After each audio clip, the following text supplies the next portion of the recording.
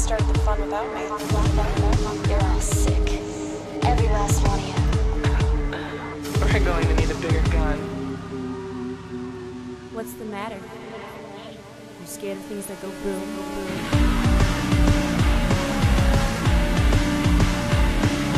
Give me one goddamn reason why I shouldn't blow your goddamn brains all over that goddamn wall. What are we doing here? What does it all mean? Today- I just don't understand. Space celebrities, man. That's okay. Make this really easy. Yeah, huh? we'll call it space celebrities. I guess this is a double feature still. This is double feature. Oh, come on. Let's go over our notes. Don't be all sad. No, I'm not sad. Okay. I'm so confused. I just want to address the knowns first. If it wasn't made clear, we'll be doing The Adventures of Buckaroo Banzai Across the Eighth Dimension second, as that was the last one we've just watched. Right. And the one that makes all too much sense, Galaxy Quest, will be first. Okay. If you were confused, Chapter 1, Galaxy Quest. Skip that bitch. Chapter 2, Buckaroo Banzai. Okay. I think we've addressed all of the knowns and can go into the... what's your name? Oh, I'm Michael. Good. And yours? My name is Eric. Okay. Yeah. People can't tell us apart, though. I'm the one who always sounds sick. That's how you can... I was in a fever dream when we watched Buckaroo Banzai. Yeah. So that's probably an even better fucking place to be. I was just stoned. I was on a ton of weed and cocaine accessories. Cocaine accessories? Cocaine and cocaine accessories. Oh, my God. Do you do weed? I don't do weed, nor do I do cocaine or cocaine accessories. I tell you what. Okay. I wanted to tell you something amazing really quick before we start. I love amazing. This is just a selfish thing I get to tell you about. Did you watch the Santa Claus trilogy finally? No, that's not what we're going to get to. And we're going to spoil these movies. Did we say that? Where are we? Out of Uptown Chicago. This is double feature. My name is Eric. And it's like we're just starting over. We can What's go back amazing? 13 seconds in time. Right. Amazing. Yes. The amazing thing is that a couple days ago, I met somebody who listens to our show by complete, let's call it a crazy random happenstance. Don't call it that. I'm going to call it a crazy random happenstance. All right. I was at that place doing that thing. I just, now I realize I don't know how to tell you about this. Hold on, give me a second. Working on a thing that I work on. You know where it is. Right. So I ran into him. We have mutual friends, but I don't know who he is. And furthermore, and the thing that he also thought was awesome, is he did not learn about this through any mutual friends of ours. Oh, so you have really good friends then. So yeah, I know. Fuck these guys. So he has a job where, like most of our listeners, I think our entire fan base is made of people who have to sit around at work and do repetitive things. Sure. So he has to move data from one spot to my another. God. That's at least when he found our show. And so he listens to a lot of podcasts, was looking for something to listen to as he's migrating data, and started listening to our show. And then, I know people he knows, and we're all hanging out. And we weren't even aware of this happening until I'm doing something, and he kind of pauses strangely. This was the first time I'd met him the other day. And he goes, "Are you Eric?" Which is weird. Because he was talking to me as if I was famous or something. And I was trying to think, what do I do in my life that people would know me from? This is, that's actually what I thought is, He goes, "You do double feature with Michael," which also made me excited because someone could tell the two of us apart, which is really exciting when that happens. And he's been listening to our show for, 4 years or something. So, like, right after it was bad, he started. Right. That explains his excitement and not utter disappointment. Well, so here's the thing, is occasionally I will meet somebody who listens to double feature or whatever, and it usually turns out we know somebody or something. It's very rare that it's just a person who found it on the internet and then I ran into them. And while you might think it would be a really cool, "Oh, hey, good to meet you, glad you're a fan of the show," the thing I always snap into is, why do you do that? Why are you've been listening for 4 years, as if something's wrong with him. And I kind of felt bad because I interrogated him. Yeah. As if he just told me he starts every morning by putting on a magnetic bracelet to increase his chi. Just what don't you know? There's other podcasts, right? Even about movies, you could listen to any of them. Eric, you can't disappoint the fans. It's about the fans. Really excited, which is a great place to start in talking about Galaxy Quest. Well, actually, I think if we're going to talk about Galaxy Quest, the best thing to start with is Star Trek. Oh, so you want to talk about like Wookiees and R2D2s and is that the one? Yeah, Wookiees, R2D2s, and Spaceballs. Star Trek, right. So Star Trek, I mean, we can't get into Star Trek because this isn't a Star Trek show. It's a Galaxy Quest show. But you have to mention Star Trek. Galaxy Quest is a Star Trek parody. If you go on the internet, there are various quotes by Star Trek fans, Star Trek actors. One of my favorites is William Shatner saying that he loved it. He thought it was hilarious, though he couldn't for the life of him figure out who Tim Allen was trying to be. Right, yeah. And it's... so this isn't a space movie parody. It's not a parody of the comic book universe fandom. Sure. It's not Scary Movie for sci-fi. Yeah, it's Star Trek. Very specifically Star Trek. I mean, we have the whole movie starts at a Trekkie convention. Yeah, Star Trek convention. We get these ridiculously, they're fucking razor thin parallels to at least 3 out of the actors of the original series of Star Trek. We have Tim Allen as William Shatner. We have Alan Rickman as Leonard Nimoy, and Sigourney Weaver as Nichelle Nichols. Sure. And we also get a nice little red shirt thrown in there, played by Sam Rockwell. Awesome. And those are the parallels. I mean, who, by the way, does not wear a red shirt and is also a pivotal character. Yeah.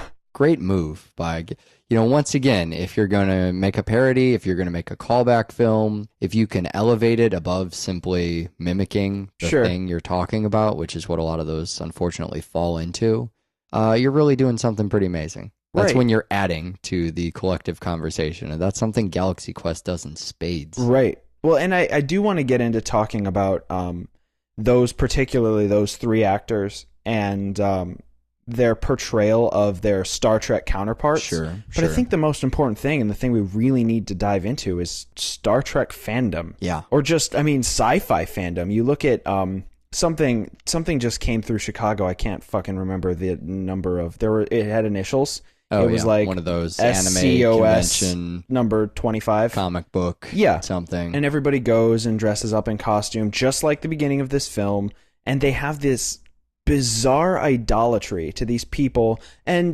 Justin Long, who this film, another thing it's littered with is actors who weren't actors yet, like Justin Long, Rainn Wilson, Missy Pyle, these actors. Who the fuck is Rainn Wilson in this movie? Rainn Wilson is one of the aliens in the initial... oh my god, are you kidding me? Yeah. What? It's bizarre. Wow. Really? Yeah. How did I not notice this? I must be sicker than I thought this week. And it's these people that take it more seriously than the people who created the original art. Oh, sure. Well, that's especially true in this case. And they do a wonderful thing with it in this film where they become the crux of the solution. Sure.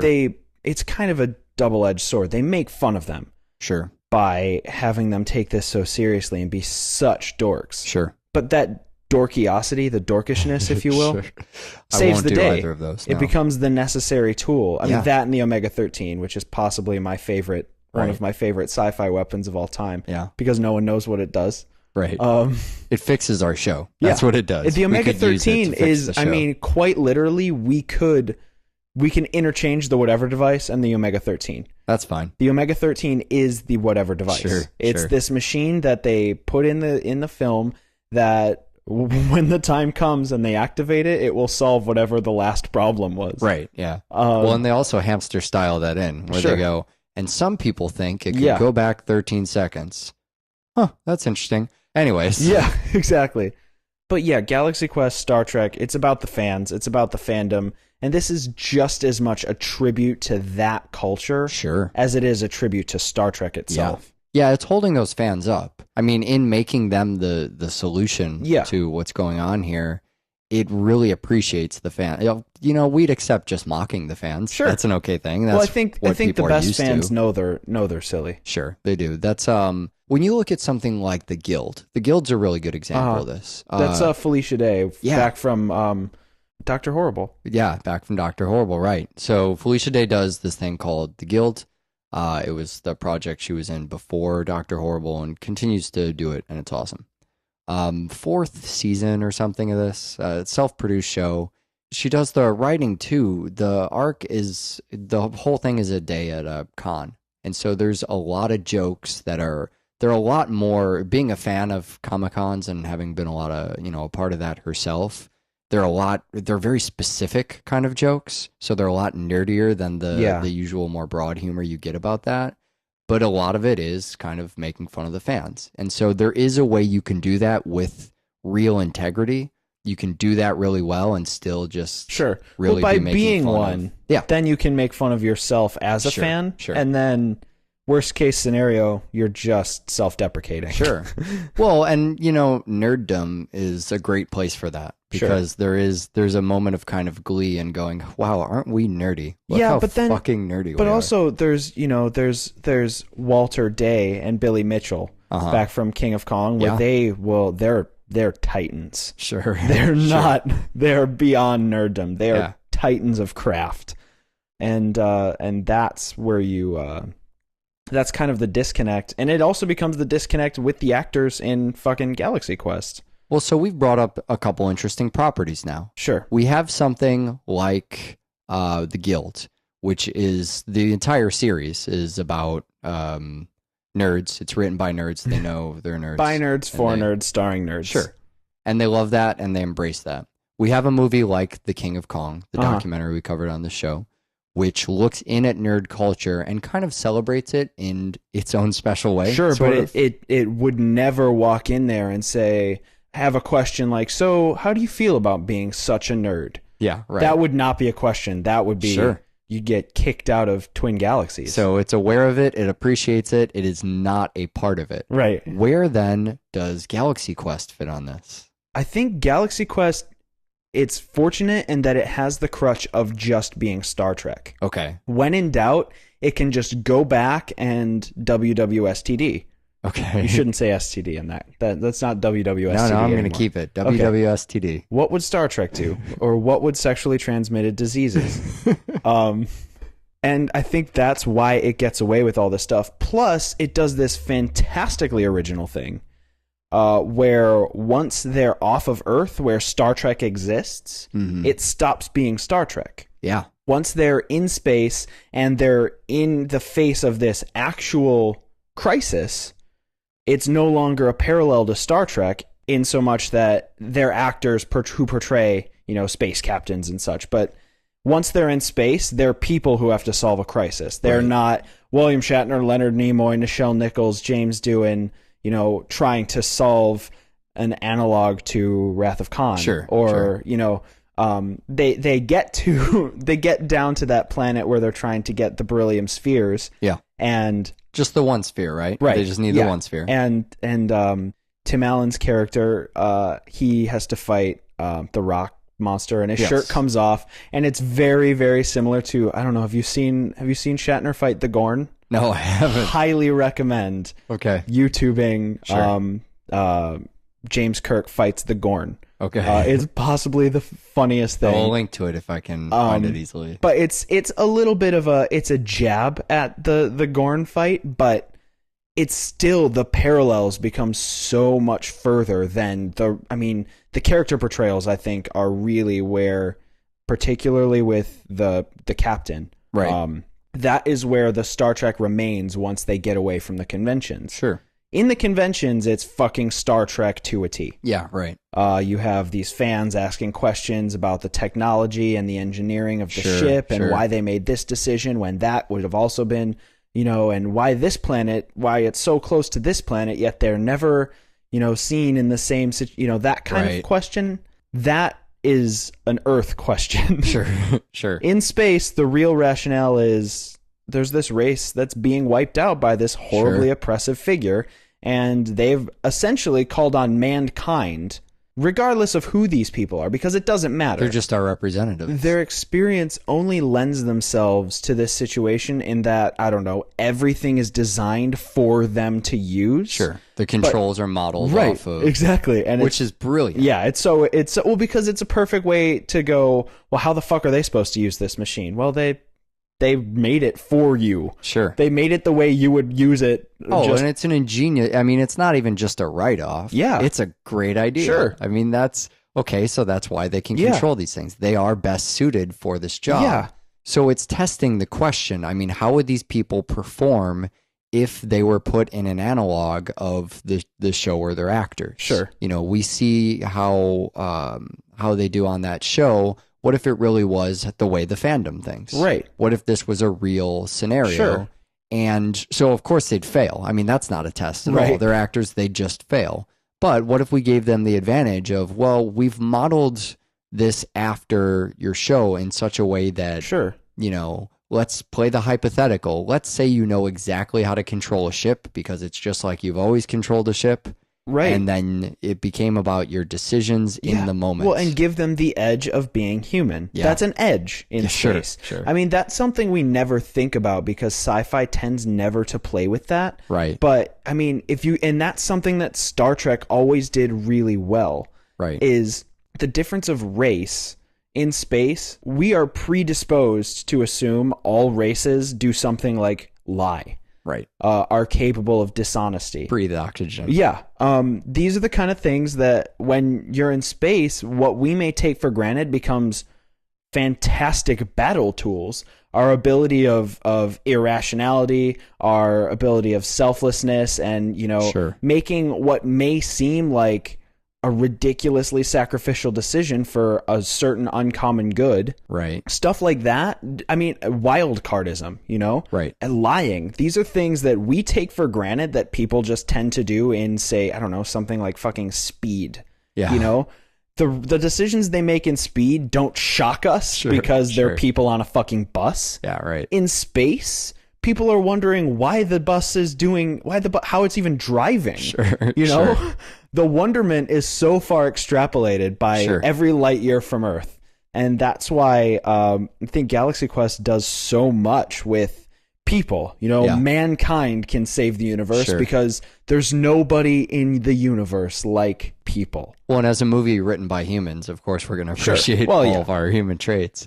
But that's a lot of what Star Trek did, Yeah, it too, really did. is it said, oh, you know, humanity prevailed because we are uniquely human. Yeah. Because because we have emotions and we can lie Sure. and Yeah, we can well, get worked up. And it's permanently juxtaposed against the Vulcan lack of emotions. well, yeah, that's why and that logic. character's even there. Right. You know? Well, and that's to draw the parallel to Alan Rickman's character. He's the skeptic. Sure. You know, he's cynical and skeptic. You realize by using the And- word cynical next to skeptic, we're going to get angry emails. But they're not the same thing. No, I mean, his character just happens to have both of those traits. yeah, you Sure, can be I hear both. You have Tim Allen, the captain, and he's all gung ho because his life is about being James T. Kirk. Sure. Sorry. Right. You know what I mean? William Shatner. He's William Shatner. William Shatner is identified by being James T. Kirk and T.J. Hooker, and that's all he's ever going to need to be for himself to feel fulfilled. Yeah. Whereas you have Leonard Nimoy, who started out on this show and as this character, and it was so iconic for him Right. and for its time, and he wants so badly to divorce himself, but Sure. he is really typecast Yeah. in the full embodiment of the word. Sure. I mean, he shows up later. He shows up on, it's even a spoiler to mention that he's on the show, but he's on one of the more current sci-fi shows that we love. One of the big shows we talk about all the time. Sure. And, He's in The Hatch. yeah. Sorry, different show. No, but we talked about it on Invasion of the Body Snatchers. Yeah. There was even that joke kind of on there Yeah. about I am not Spock. Right. And I am Spock. And that's, Alan Rickman is trying so hard to just ground these people and make them realize that they are not space captains. Sure. And he's kicking so hard against this idea that they're actually in space and that they could actually have anything to contribute and that this makes any sense. And I mean, that's the skeptic bent is this wouldn't happen. Why are you even Sure. pretending that we would find ourselves in a situation? Like, think about what you're implying. Sure. And then the cynicism comes in when he says, you know, we're not cut out for this. We were never trained as real Sure. space captains. Come on, be logical. Sure. Um, Sure. And then Sigourney Weaver gets to play a little Nichelle Nichols and be really upset that she has to be typecast in this sex pot role, Right. and never really have any depth or development throughout the show. But gives it her all. gives it her all. Gives it her all in her God role. damn it, she's going to read that computer screen. I know, it's great. Well, and I love that Tim Allen's character uses the appeal of excitement to get them to stay. Sure. I mean, you want to talk about that kind of emotionality versus logic. I mean, everybody is playing a part that, you could defend. I mean, yeah, they're not suited to take on space aliens. Right. That's something they're terrible for, and they may die as a result of that. In fact, if it weren't for their arbitrary sci-fi fandom device, then they would all die at the end. Of course they would. That's what logic dictates, and that's what would happen. And so the captain isn't trying to say, well, if we just use humanity, we can persevere. He's approaching this from really a much more defendable, I think, position, which is, well, come on, though. It'll be really exciting, don't you think? Yeah. He says to them, you could go home and pay your bills and pass out in front of the TV or whatever, or we could be in fucking space. Yeah. This is the kind of drive towards excitement that usually, or I guess drive from excitement, that you only see in children's films. Right. Where excitement propels the plot. We talked about that in Totoro, adventure propelling the plot. Or really, and I mean, you think of Spy Kids, you think of any movie we've talked about as a children's film, a lot of times you make choices because that would be the exciting thing to do, which is really the only real reason anybody makes any choice in film, is because that would be the better thing for us to watch. That would be the fun thing to watch. And that can get out of hand, and we'll see that when we get to Buckaroo Banzai. Right. Maybe it's not always the best idea, but certainly an idea, and maybe a good one.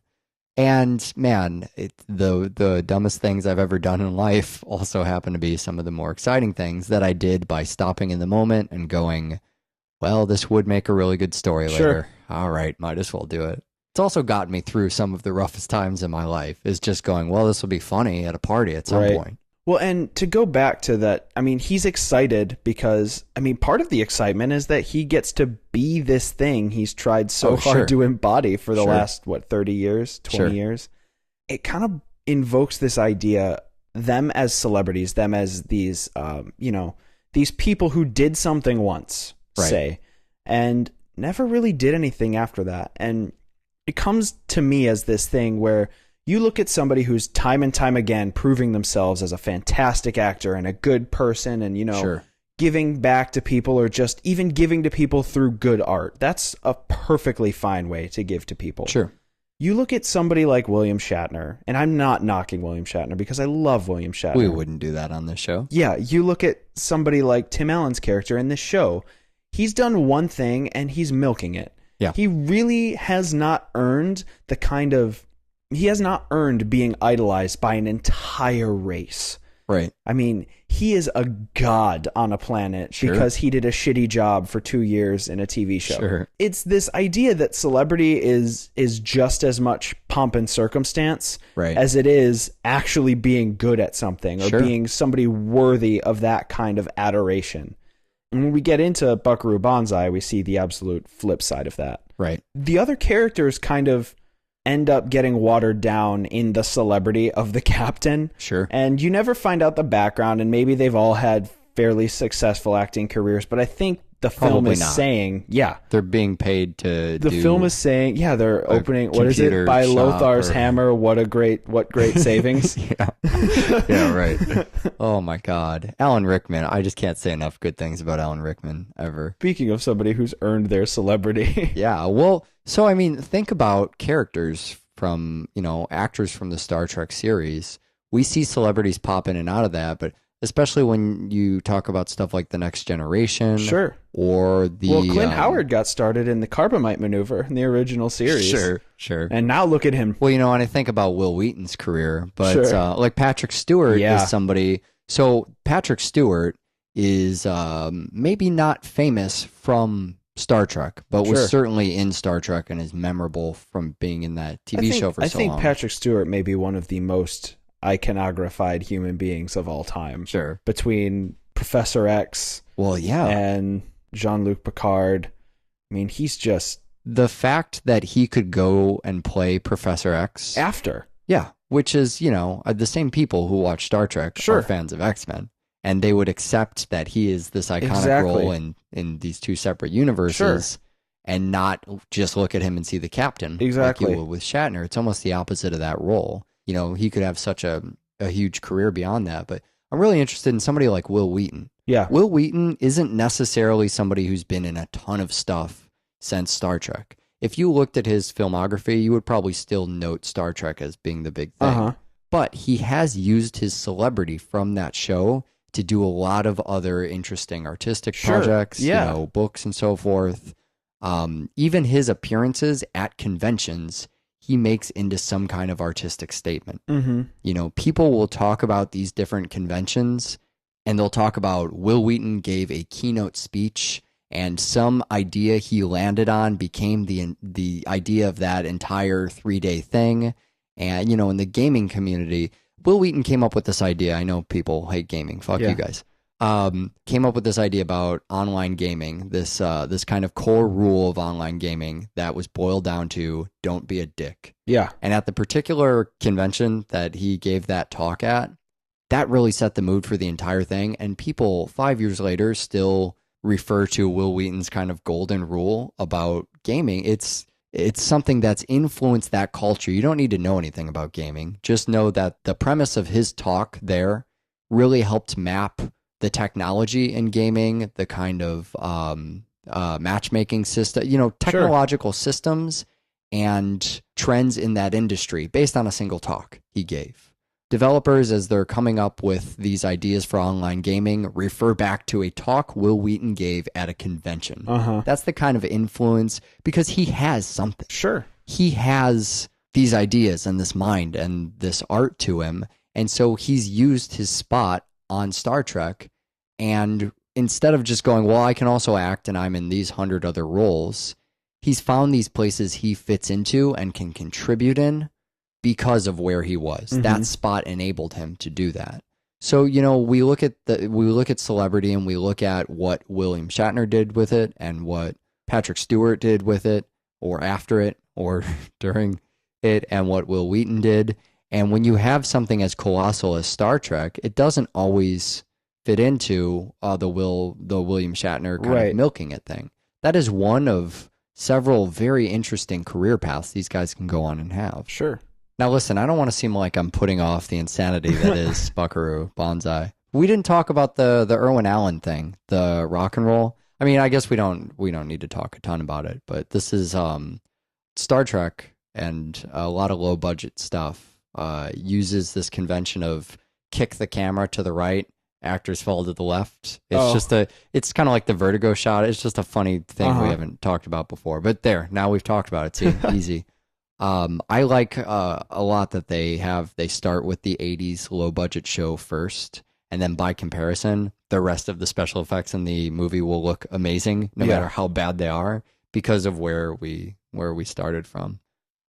Where do we start on Buckaroo Banzai? I think we start where we ended with Galaxy Quest. I want to start with celebrity. Okay. I want to start with Buckaroo Banzai as a fucking person. Okay. So what I'm going to do for you is something the film never did for you, Eric. I'm going to take a breath between each thing Buckaroo Banzai is. Oh, great. He's a neurosurgeon, a physicist, a race car driver, a rock star, cowboy, and a martial arts ninja.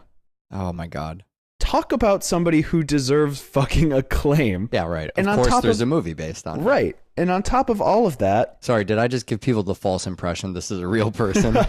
Oh my God. There would be more than one movie. I Right. think that would be. on top of all of that, he's a good person. He's Peter Weller. I mean, Yeah. okay, so we've seen Peter Weller wear Naked Lunch. Yes. Let's play a game for the remainder Oh of my God. Buckaroo Banzai. Anytime I mention any actor from Where have they Buckaroo shown Banzai, up on Double Feature? yeah, exactly. Well, so this is.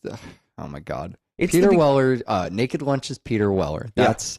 If you want to talk about this movie frightening, terrifying, and confusing me, it's not just the fever and the cold medicine. I mean, we're starting with Naked Lunch's Peter Weller. Yeah. as the protagonist of the film. Also, Peter Weller, RoboCop. Just Well, while that we're too. on the subject, Well, if we say Peter Weller, nothing RoboCop, normal, I think, is the answer. Yeah. Okay. And he portrays this character in a way that I would never have thought to portray a character who is a neurosurgeon, super physicist, rock and roll star. Calmly, Yeah. collectedly. Right. Well, as a how else nice would you fellow. master all those tasks? Yeah, it's true. As if it's no big deal. Right, exactly. He isn't the captain of the ship. Right. He's just a guy who happens to do these 8 things. Yeah. No biggie. This is something I haven't seen on our show yet. I mean, so it should be stated that this is my first time watching this movie. Yeah, and that's hard. You know, sometimes I haven't seen a movie yet, and we're pairing up movies, and I don't know what to double feature it with. I think this might be the first time I've seen a movie. We're done with the movie, and I still don't know what to double feature it with. Uh-huh. I mean, Galaxy Quest is a fine fit. Yeah. But the very partnering of Galaxy Quest and Buckaroo Banzai seems more coherent than anything that happens Sure. in Buckaroo Banzai. Well, Buckaroo Banzai on about 10 levels doesn't make any sense. The plot is really complicated, although none of the characters seem to think so. No, nobody which makes thinks it more is. confusing. Yeah, right. Because then you feel like you're not getting something. Sure. And then on top of what is going on in the film and the weird makeup and special effects and Christopher Lloyd. Right. Okay, wait, I said Christopher Lloyd. Okay, Christopher Lloyd. Roger Rabbit. There you go, done. That was a close one.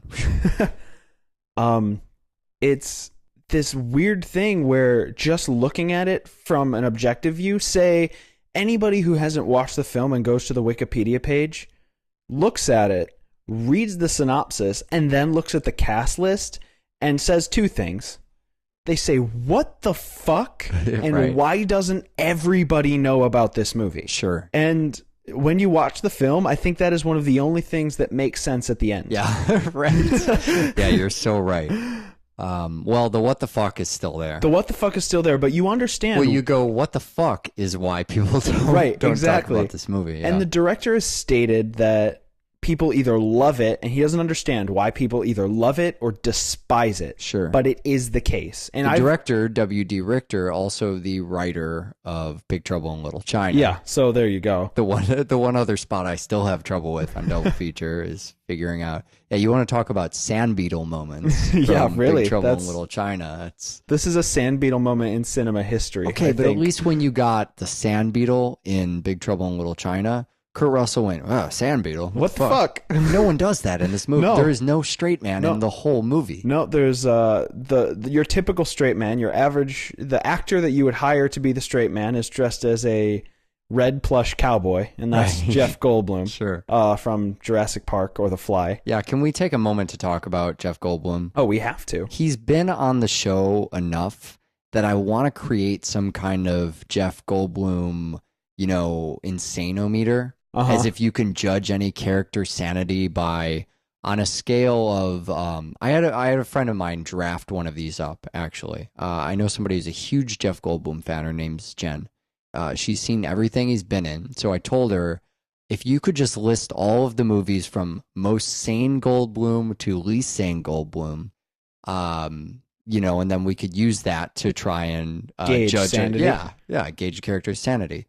So I think the scale would go from Spinning Boris or maybe Law and Order to The Fly. Yeah. I think The Fly, by definition, Yeah. the insanity causes him to physically decay. I Yeah. mean, that's That's true. You don't Okay. you don't do a lot worse than that, right? Yeah. So you can judge a character's sanity on the scale of I'll say Spinning Boris to The Fly. That sounds like a thing. Where do you rate the Goldblum on this Goldblum insanity? I mean, he's dressed as a red cowboy. Yeah, But he because seems relatively he's super calm, sane, collected. There's one really insane person in this film. Everybody else seems really calm. You have Clancy Brown's character, who, have we seen Clancy Brown on double feature before? I don't think we have. A lot of people will recognize him from Shawshank Redemption. We, of course, recognize him from Carnival. And the new Thundercats. Thundercats, really? Yeah. He played Brother Justin in Carnival, which Yeah. was one of the best characters, if not the best character in that show. I mean, that's a show that's riddled with great characters. But, man, Clancy Brown in Carnival, just a fucking powerhouse. But people will also recognize him from There Can Be Only One. Oh, is he a Highlander? Highlander. Yeah, he is. Very, did not know that. Very punk rock Clancy Brown. Wow. Young punk rock Clancy Brown. One of the main characters, too. But yeah, Clancy Brown. So he's also remarkably calm. The two crazy people who we've already covered, one is John Big Booty, Sure. portrayed by Christopher Lloyd. Also, one of the Johns, Vincent Chiavelli. Death to Smoochie. Just wanted to check that off there. Yeah, so this is a movie that puts him, I mean, you want to rack up crazy points, throw him in as an extra. Right. You know? Yeah. I mean, he ends up having more of a pivotal role, but when he's sitting in that kind of press corps, it's just you're watching and everything's insane and you're just going, did I see Buggy Ding Dong in the background of the fucking press corps? Just make the audience think they're going crazy too. Yeah. And then finally, and the king of crazy, the crown of insanity in Buckaroo Banzai goes to our dear, dear friend, A1 John Lithgow. Okay, so where have we seen John Lithgow on this show before? Planet of the Apes. Okay, that was hard because Rise of the Planet of the Apes. I was having trouble with it. He is more fucking impressive every time I see him. I mean, people knew him. I knew him from the sitcom. Third Rock from the Sun. Yeah, we talked about that in Rise of the Planet of the Apes, so I won't go over that, but that is by far his safest and his most broad work, easily. It's a comedy role, and it was on late night, and it's weird. It's one of those obscure 90s sci-fi things that happened on primetime TV. Sure. Obscure not because the show wasn't well known, but because it was obscured from understanding now. Yeah, it's it just seems like like Married with Children. There's a bunch of Greg the people. Bunny, Aliens in the Family, Sabrina the Teenage Witch, Teen Angel. It just devolves. I wish. I mean, shows about having a genie living with you temporarily. I mean, what the fuck was going on in 90s that got nutty primetime? fast too. I started with Married with Children. Yeah. I was going to ease into it a little quicker, but that's what happened. Is it just went fucking nuts. He's insane here. He is he might eat off his own foot levels of crazy. I don't even recognize him in the first scene.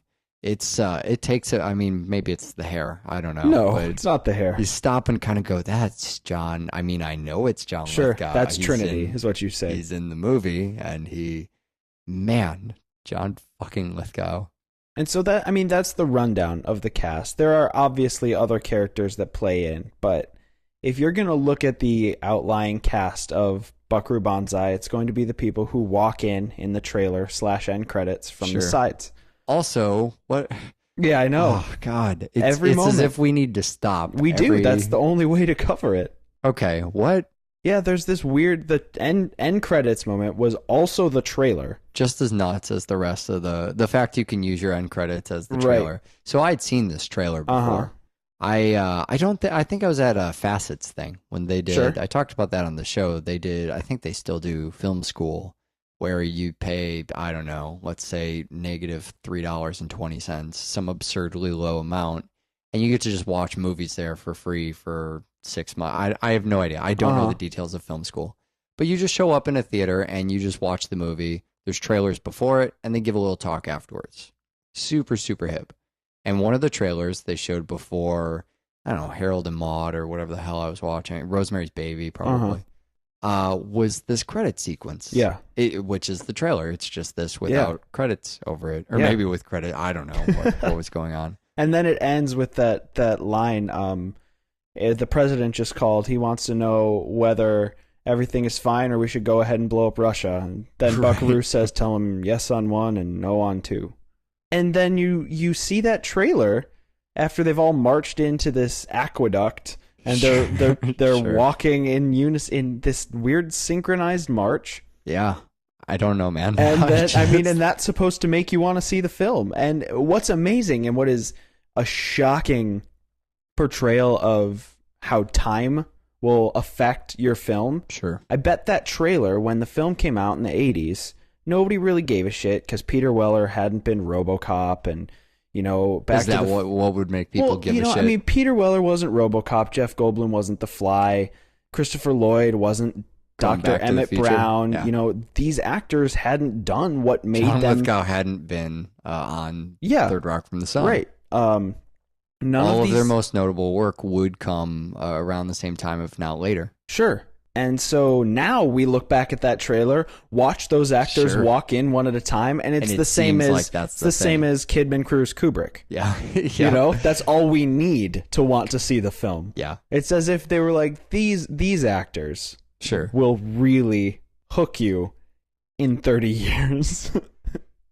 So we talk about this being a collection of such weird things, but the movie knows it's doing that. Yeah. I mean, it's the Big Trouble in Little China. Sure. Yeah, no, that's From a Little China in Little China. Big Trouble in Little China. In Little China. Thank you. It's the guy who wrote that movie. He's Right. got a handle on fucking weird. Sure. And the thing about Buckaroo Banzai in particular is that it's unabashed what the fuckedness. Sure. You know what I mean? It's Yeah. It's well, this- it doesn't have a straight man. right. It goes through the film. Everybody thinks what's going on is normal. Buckaroo Banzai is playing a guitar solo. Sure. And during his sad song, he stops. As if it's normal. Is someone not having fun out there? Right. I mean, if you watch the film knowing that it's got a sense of humor, the jokes start cropping up. Sure. But if you watch the film thinking it thinks it's a serious film endeavor, Sure.